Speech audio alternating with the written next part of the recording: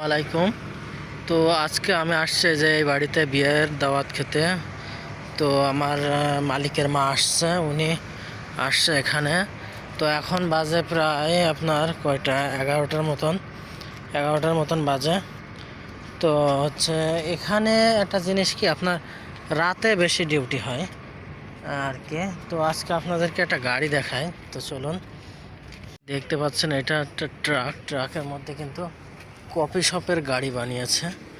গাড়িটা দেখুন কত সুন্দর, শাটারও আছে আর কি। হ্যাঁ, এটা হচ্ছে কফির দোকান। এটা একটা ট্রাক গাড়ি।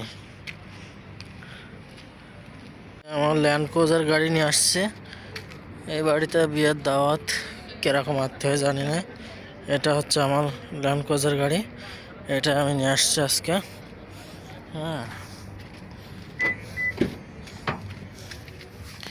তো গাড়িটা এখন একটু স্টার্ট দিই।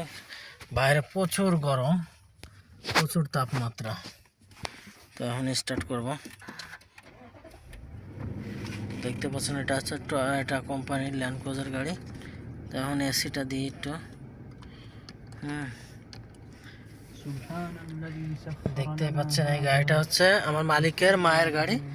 তো এখানে আপনার তো এখানে আপনার কুয়েত বলেন, সৌদি বলেন, কাতার বলেন, যেখানে যা বলেন না কেন, এক হাউজে কিন্তু অনেকগুলো গাড়ি থাকে। আমাদের হাউজে আপনার 7-8টা গাড়ি। তো যখন যেটা মন চায় তখন সেটা নিয়ে যায় আর কি। তো এমনিতে আমার দিয়েছে আপনার হচ্ছে মিশুবিশু পাজারো। তো পাজারো আছে, V8 আছে, এইটাও V8। তার ফোর্ড আছে, তারপরে চেরি গাড়ি আছে, মানে ল্যান্ড ক্রুজার আছে আপনার 4টা। তো যখন যেটা যে নিতে বলে তখন সেটা নিয়ে বের হই।